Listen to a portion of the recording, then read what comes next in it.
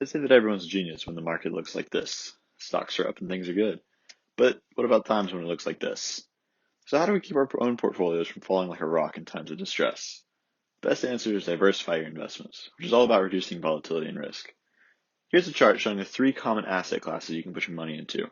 On the far right are the least risky types of assets, so cash and cash equivalents, which can include certificates of deposit, treasury bills, and money market funds. In the middle, you see bonds, and on the far right, as well as the riskiest, are stocks. So the next big question is, how do you divide your investments to reduce risk? We're going to focus on riskier assets like stocks, but know that a well-diversified portfolio may include all three of the major asset classes depending on the type of investor you are. If you're already aware of the three common investments, you can skip ahead. Relating to equities, the most common investments are individual stocks, ETFs, and mutual funds. In simple terms, buying shares of individual stocks means that you're buying pieces of that company. Buying shares of ETFs allows you to essentially buy into a portfolio that a fund manager has created, thus giving you exposure to a multitude of different companies, and putting money into a mutual fund means you're basically giving your money to someone else who will use it to make returns for shareholders. ETFs and mutual funds generally have a large portfolio with tons of assets, so the risk of all of those assets going bankrupt is slim, making them less risky than individual stocks. Additionally, buying into managed portfolios means that you don't have to actively manage your own portfolio. You're just along for the ride. So let's say that you buy shares of Alphabet, Facebook, Amazon, and Apple. So to diversify your portfolio, you buy an index fund and a couple large cap ETFs. You're feeling pretty good about your spread out risk. Things are going smoothly. You may think that you're diversified because you own a collection of stocks, ETFs, and mutual funds, but think about it.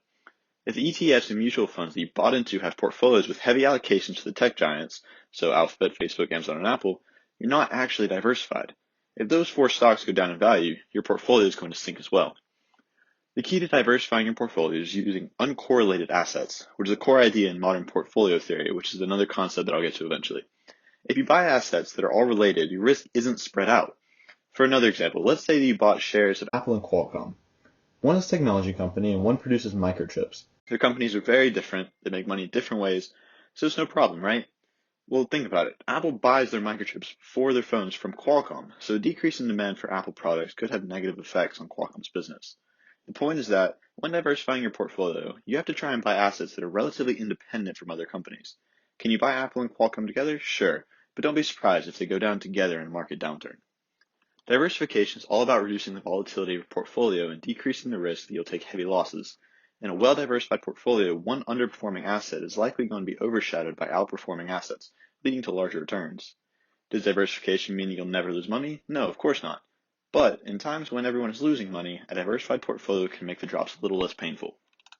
So going forward, how many assets in your portfolio really depends on what you buy. If you buy into ETFs and mutual funds, a collection of large cap, mid cap, small cap, and international funds will be enough to diversify your portfolio. For those that prefer to pick their own stocks, it is often recommended you buy 15 to 20 individual stocks, but you must ensure that they're spread out among sectors and have little correlation between them. For those with little time or no interest in researching and analyzing individual companies, buying ETFs and mutual funds is the best way to diversify your portfolio. You should only purchase individual stocks if you are willing to do the research necessary to identify stocks that are set up for a strong future. In addition to keeping equities in your portfolio, holding bonds can also help reduce your volatility.